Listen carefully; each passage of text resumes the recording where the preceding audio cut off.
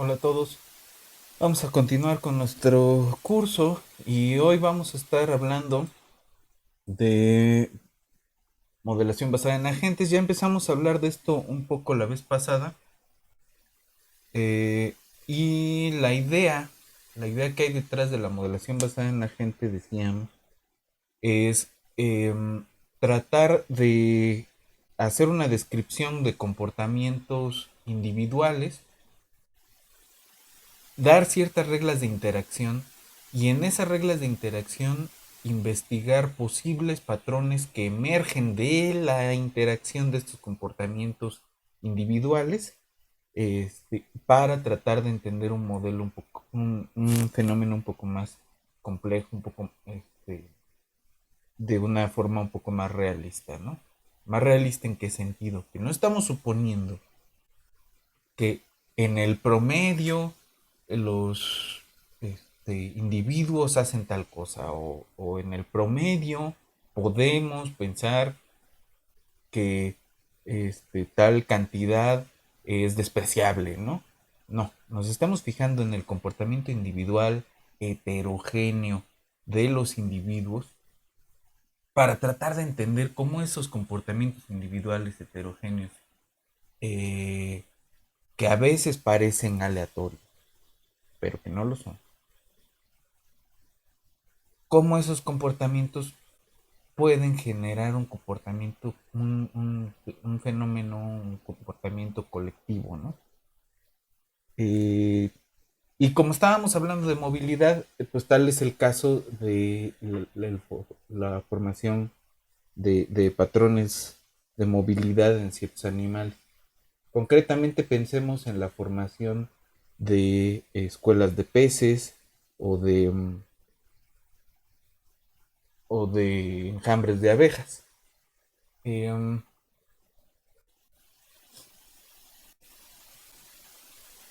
¿Cómo se forma un enjambre? ¿Cómo se forma una parvada de aves? Si no hay un líder que les vaya diciendo hacia dónde moverse, o, o si no van siguiendo, por ejemplo, a una presa, ¿no? Es decir, hay algo que les va diciendo es hacia esta dirección, pero ¿cómo hacen para formar los grupos? ¿Se comunican de alguna forma? ¿Qué es lo que están haciendo? Entonces, ese problema de la formación de grandes grupos de animales, o de grupos medianos, si lo quieren ver así, em, lo abordó Craig Reynolds en los 90 y creó una simulación computacional que se llama Voids. Este, entonces, Voids, déjenme ir al pizarrón pequeño. Voids era una lo que hoy llamaríamos un modelo emergente, ¿no? Eh, Aunque ellos lo pensaban de otra forma, ¿no? Entonces, voids son pájaros computacionales, ¿no? Y voids siguen tres reglas, locales e individuales. Uno es separarse para no chocar. Dos, alinearse para no perderse.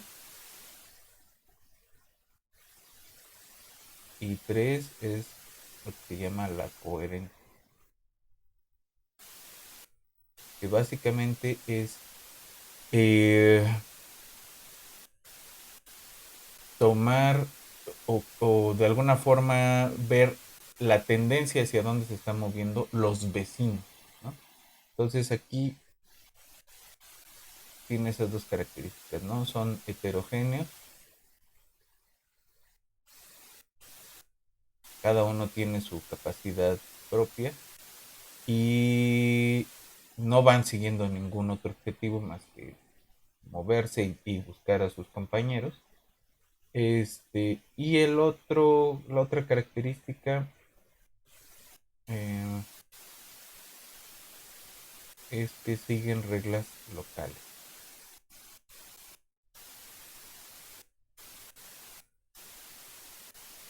Es decir, a los bichos estos no saben cuántos son en total, no tienen una visión total del espacio, pero tienen una idea de quiénes son sus alrededores, ¿no? Y esa idea es una simulación de la percepción, ¿no? Entonces la percepción, en este caso,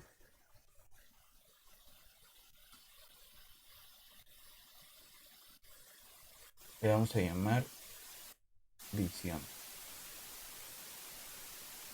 No es exactamente una visión como la que nosotros pensamos, sino esta idea de percepción local.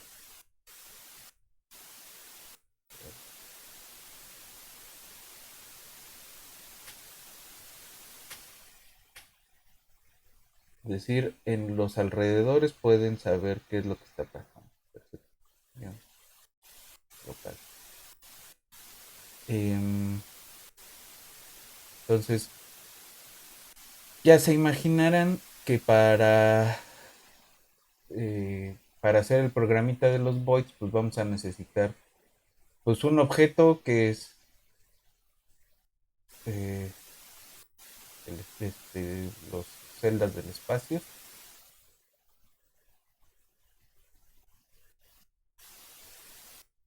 eh, otro objeto que son los voids.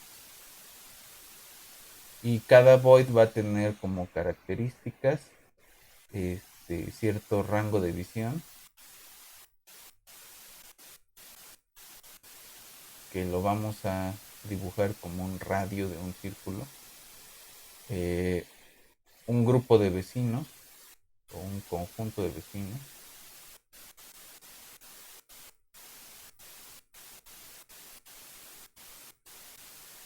que van a ser los voids que están en su rango de visión, una velocidad y dirección. La velocidad pues es un vector y la dirección pues, la damos aleatoriamente, y va a tener ese void, va a tener al menos los tres métodos de separarse, alinear y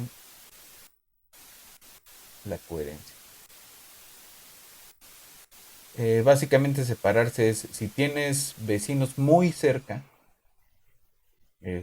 trata de alejarte un poco. Alinearse es fíjate hacia dónde están tus vecinos y da una vuelta para tratar de acomodarte hacia donde están ellos. Y la coherencia es no te alejes demasiado, no te acerques demasiado, ¿no? Eh, Trata de dar una vuelta de tal forma que vayas en la misma dirección que la mayoría de tus vecinos. Eh, este es el que está un poquito más locochón, ¿no? Pero todos estos dependen de qué es lo que queremos decir con visión. Ese método de percibir el ambiente y percibir a los vecinos, pues es el que está llevando toda la dinámica. Eh, ok, entonces vámonos al NetLogo y vamos a ver una implementación de Void en el NetLogo.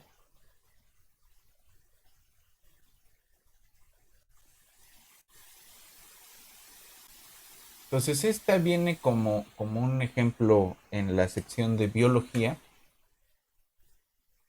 y se llama flocking. Flocking significa, o lo podemos pensar como hacer parvadas.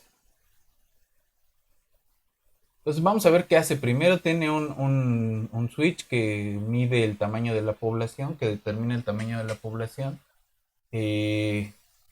Esta cosa que dice visión un mínimo de separación, un máximo para dar la vuelta de la alineación y de la coherencia.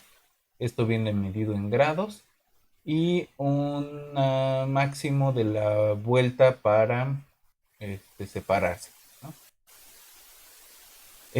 Voy a dejar así como está en 1.5, 3 y 5. Si ven los voids simplemente son estos triangulitos y lo que hace el setup es ponerlos en una posición y en una dirección aleatoria.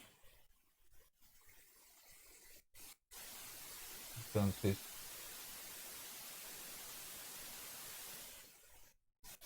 fíjense que después de un rato corto,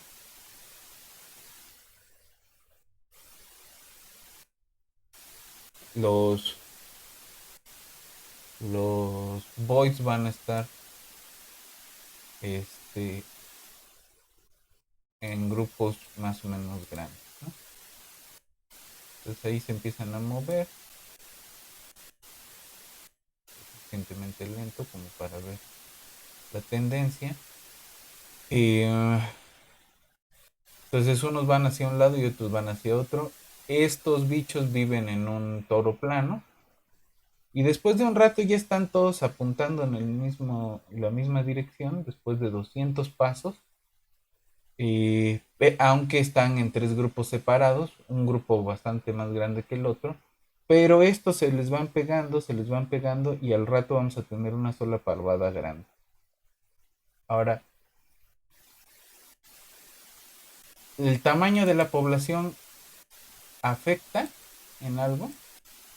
Pues de entrada en la velocidad, ¿no? Ya vimos ahorita que este, es más lenta la convergencia, pero en esencia es el mismo patrón, ¿no? O sea, después de un rato, y ese rato es, digamos, lo que la duración de ese rato es lo que va a cambiar con el tamaño de la población, justamente porque tienen más o menos vecinos. Pero aquí ya están, aunque sean cuatro grupitos separados, y lo que van a estar haciendo es tratar de ajustar su velocidad para irse donde hay más población, ¿no? Y ahí ya tenemos únicamente dos grupos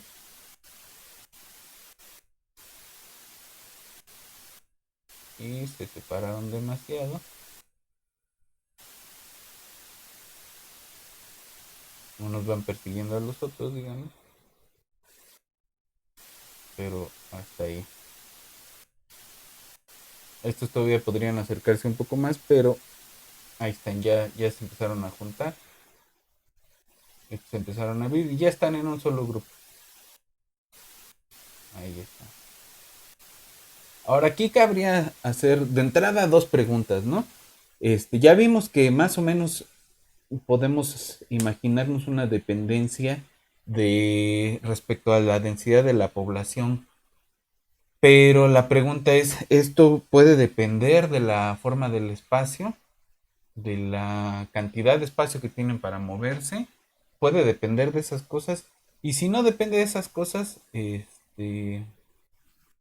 pues da lo mismo cómo se ve el espacio, ¿no? Eh, o necesitamos tener un espacio heterogéneo también, ¿no?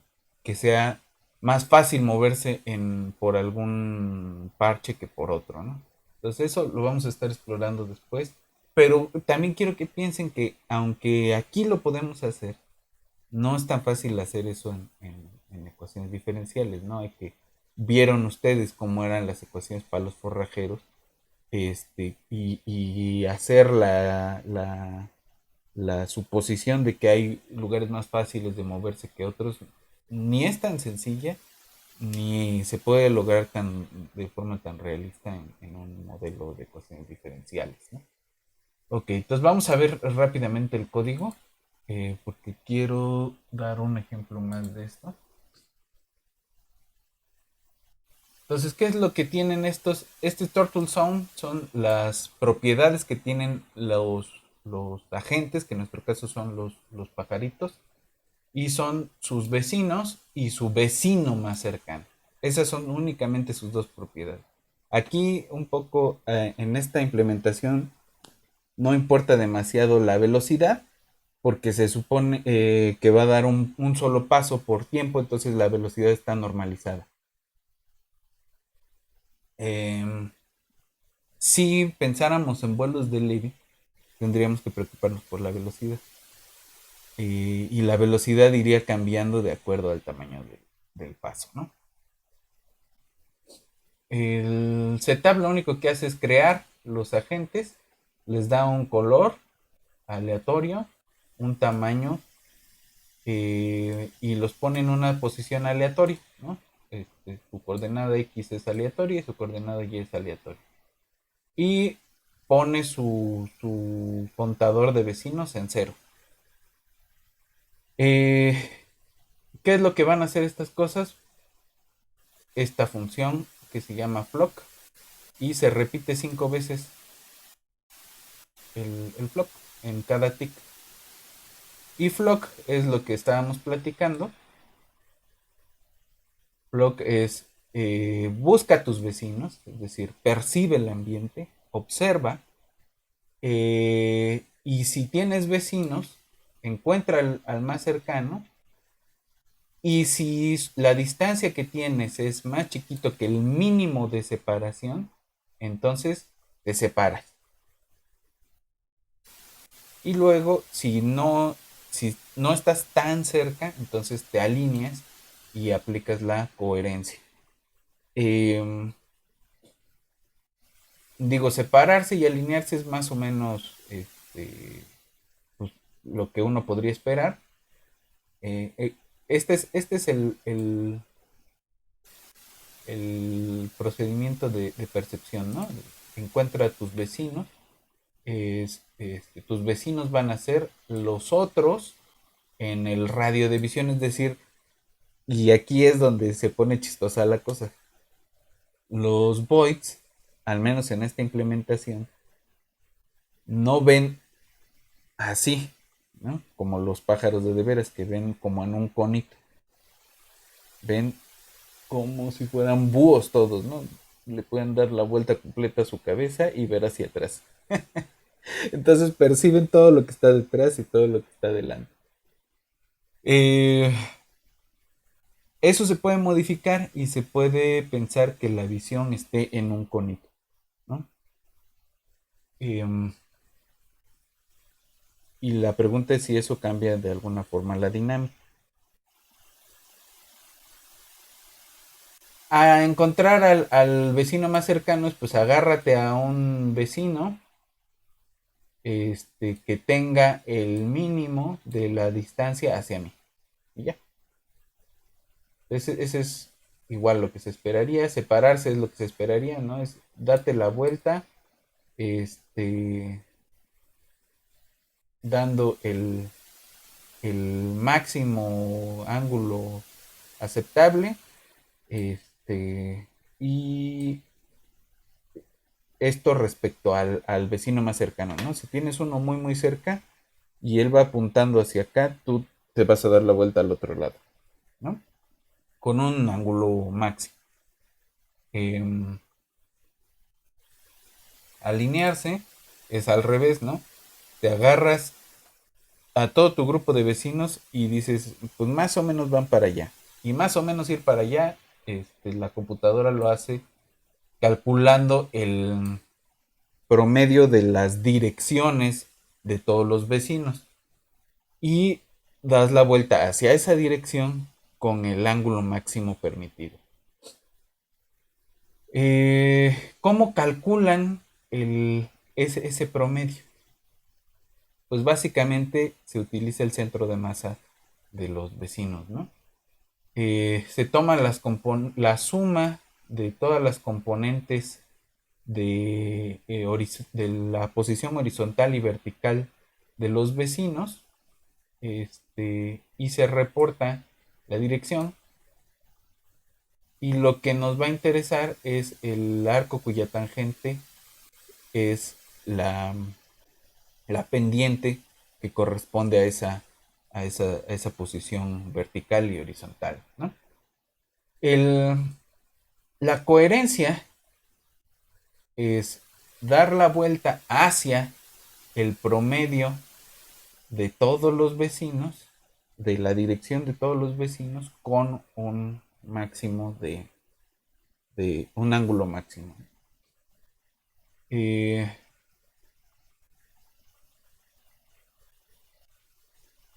Estas son las vueltas hacia y las vueltas este, hacia el otro lado. Y ya, eso es todo lo que hace. Entonces es un programita bastante sencillo. Pues hay que revisar con cuidado qué pasa si cambiamos los máximos de, por ejemplo, si les permitimos separarse mucho, pues deberían tardarse un poco más, ¿no? Si, de hecho, hay un máximo de separación que no les permite formar rápidamente grupos y que una vez que se forma el grupo se van separando. Entonces hay un cambio de fase también. Eh, si se fijan en el fondo, estas cosas son caminantes aleatorios, ¿no? Eh, Porque cuando se les pide del flock es dar un paso, ¿no? Es decir, hacen una repetición 5 veces de esto de estar buscando a los vecinos y dan un quinto de paso en cada una de esas 5 repeticiones, ¿no? Entonces, después de 5 repeticiones dan un paso. Eh, es decir, van al siguiente parche de terreno. Entonces, pues su velocidad está ahí. Se puede calcular también, pues. Se puede reportar y se puede graficar.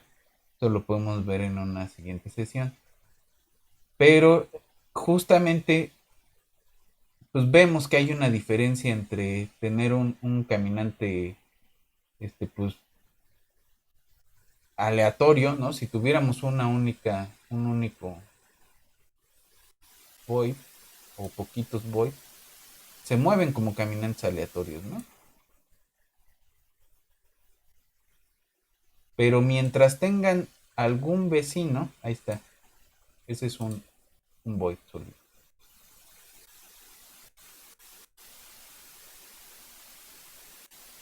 Entonces un void solito va volando de frente y sigue una sola trayectoria que la describe si le dejamos dar vueltas aleatoriamente, pues tenemos un caminante browniano. Pero aquí va siguiendo una sola trayectoria que la define pues su dirección original. Si tenemos dos, en cuanto se crucen empiezan a interactuar. Ahora, dependiendo de qué tan grande es el espacio, ya corrigió una vez que vio cerca a dependiendo de qué tan grande es el espacio, pues van a tardar más en corregir su dirección. Ya se dio la vuelta y ahí está, ¿no? Ya están en la misma dirección. Pues mientras más sean, pues más cerca van a estar y aunque se les permita separarse mucho, si se les permite separarse mucho, perdón, van a tardar en formar grupos. Entonces es uno de los parámetros importantes. Y el otro justamente es el de la visión. Y una visión más corta hace más lenta la convergencia hacia el estado donde tenemos un solo cúmulo de bichos, ¿no? Entonces, vuelvo a decir, instalen el NetLogo, pongámonos a jugar con esto y veamos qué tanto nos puede decir, ¿no? El otro modelito que les quería enseñar el día de hoy es una implementación del, de un sistema depredador-presa con borregos y lobos. Eh, pues, ¿qué es lo que hace? Pues hay ciertas cantidades de ganancia que en ganancia en energía para el bicho que obtienen para al depredar este, a las ovejas los lobos o al comerse el pasto los borregos. Ahora, en este modelo hay dos opciones, o bien el pasto siempre es verde y entonces siempre hay recursos para las ovejas y estas van a tender a crecer exponencialmente, o bien este, podemos hacer la interacción de las tres especies, ¿no? Del pasto, de las ovejas y de los lobos. Entonces vamos a ver primero qué pasa con ovejas y lobos. Eh, Tenemos el doble de ovejas que de lobos y eh, podemos hacer que las ovejas coman poco ganando mucho de la comida, que se reproduzcan poco y los lobos que se reproduzcan un poco más, pero que ganen más de la comida. Entonces, aquí están graficadas las dos poblaciones. Si se fijan, empiezan a crecer muchísimo los lobos eh, y se empiezan a almorzar demasiadas ovejas y al final se extinguen. Las ovejas crecen, crecen, crecen, crecen, crecen exponencialmente y eventualmente retacan el sistema eh, y ya no hay, se detiene la simulación, ¿no? Eh,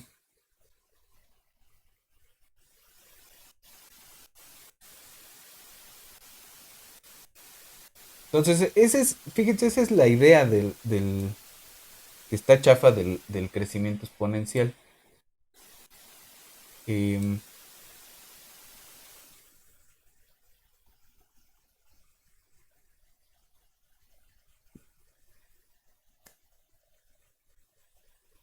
entonces, el crecimiento exponencial, siendo una hipótesis poco realista, pues la vamos a sustituir con el crecimiento del pasto de en este mismo sistema, ¿no?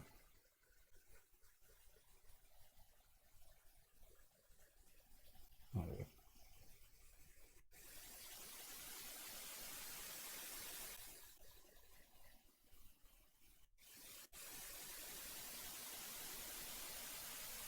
ok. Entonces, vamos a pedirle al pasto que se involucre y el pasto va a crecer cada 30 ticks. Entonces, tenemos zonas donde hay, aquí sí estamos usando un terreno heterogéneo que además tiene su propia dinámica. Eh, entonces, las ovejas se mueven buscando los parches verdes en cierta localidad, no se mueven demasiado.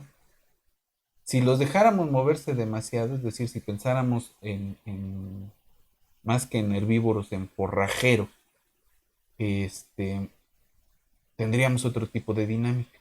Pues fíjense cómo aquí hay este juego entre ovejas y... Es más, lo voy a mover de aquí y lo voy a tratar de hacer un poquito más grande.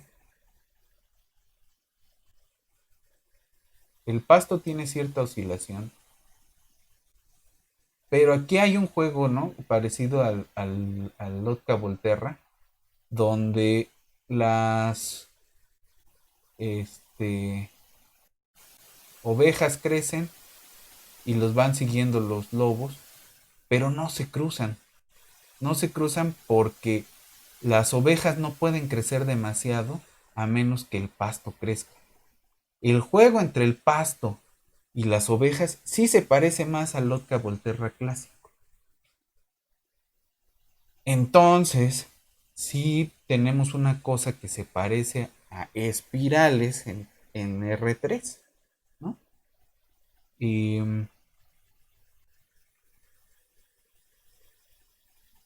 si movemos un poquito los parámetros, es decir, por ejemplo, la comida que ganan los los lobos, la energía que ganan los lobos al comerse a las ovejas. Y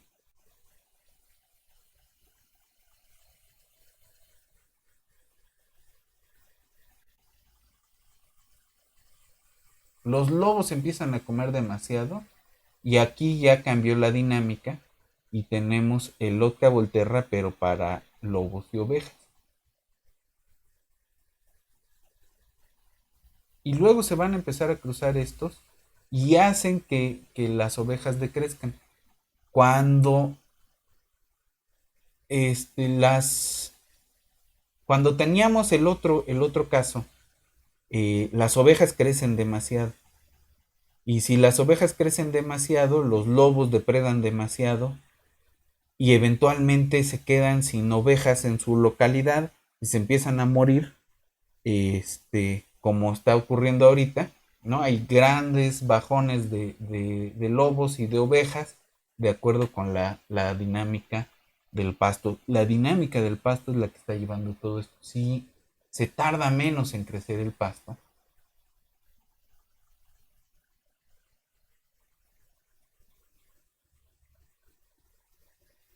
la dinámica es, digo, tiene ahí sus saltos, pero no son saltos tan abruptos.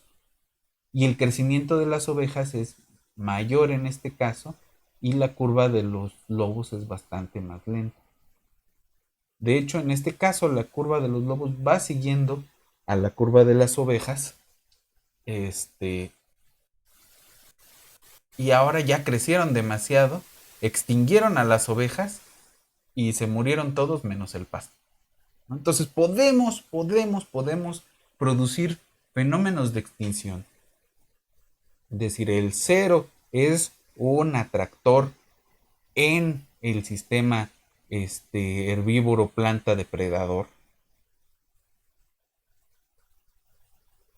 cuando era un repulsor, ¿no? Pasamos de que fuera un repulsor a un atractor simplemente cambiando uno de los parámetros, que es la velocidad del crecimiento del pasto. Uno esperaría que si el pasto crece muy rápido, este, pues hubiera recursos suficientes para todo, pero no. Crece mucho el pasto, crece mucho la población de ovejas, depredan más los lobos, hay un apogeo de la población de los lobos y eventualmente se extinguen ellos a las ovejas y las ovejas se extinguen, dejando que el pasto crezca para siempre, ¿no? Eh, si los lobos se reproducen muy lentamente,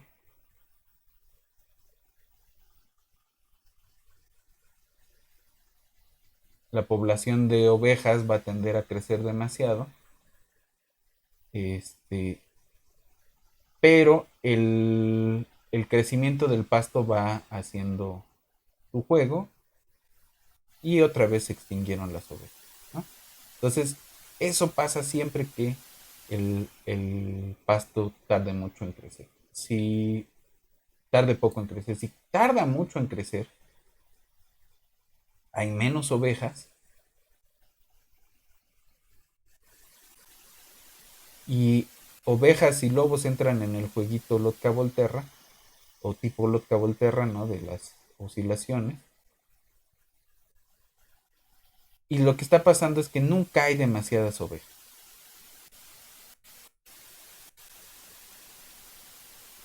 Y ese es en el fondo, en este sistema, el fondo del problema es que si hay demasiadas ovejas, se desestabiliza, ocurre una catástrofe y pueden pasar dos cosas. O bien los lobos se comen a todas las muchísimas ovejas que hay y ellos mismos se extinguen por exclusión negativa. eh, o bien este, quedan pocas ovejas desperdigadas, los lobos no son capaces de encontrarlas, se extinguen y luego hay una explosión de ovejas que se acaban el pasto y se acabó el sistema, ¿no? De hecho, cuando solo tenemos ovejas y lobos, el sistema tiene una una condición de paro que es que si hay demasiadas ovejas, te sale aquí fíjense que tenemos ovejas que crecen exponencialmente, y te sale un mensajito que dice, se detuvo la simulación, las ovejas heredaron la tierra. ¿No? Ahí ya están habiendo demasiadas ovejas, nunca deja de haber lobos, pero son demasiadas ovejas. Este, y eventualmente, como dice el mensajito, van a heredar la tierra. Nada más déjenme revisar rápidamente para terminar el día de hoy. Nada más que se pare la simulación. ¿Qué es lo que están haciendo estos agentes? Básicamente vamos a tenemos bichos que lo único que hacen es comer, ¿no? Entonces, el método Go, las ovejas lo que hacen es moverse, comer y morir. Y si no se mueren a tiempo y tienen suficiente energía, se reproducen. Los lobos lo mismo. Y el pasto crece, ¿no? ¿Cuáles son los dos grandes defectos de esta cosa? Primero, que se mueven, el movimiento es aleatorio, son caminantes aleatorios, digo, con un ángulo más pequeñito, pero siguen siendo caminantes aleatorios. Y la segunda, que se reproducen asexualmente, ¿no? Si tienen suficiente energía que ganan por comer, aquí dice, ¿no? ¿Cómo se reproducen? Si tiene suficiente energía, y le va bien con su tasa de reproducción, digamos, es el random flow, que le salga uno, ¿no? Le sale uno y su energía se va a la mitad. Y lo mismo para los lobos. Entonces, quitar del sistema el juego de la búsqueda de pareja, además de la búsqueda del alimento, pues sí es un sesgo de la dinámica real del sistema bastante fuerte, ¿no? Bueno, eh, entonces quiero dejarlo aquí en esta sesión. Regresemos en una sesión más a estudiar con cuidado este sistema depredador-presa y vamos a hacerle una modificación. Vamos a ver qué pasa con otro patrón de movilidad y dejémoslo ahí, porque meter además la búsqueda de pareja va a ser complicado, pero se puede hacer. Entonces, dejémoslo aquí el día de hoy y nos vemos en la siguiente sesión.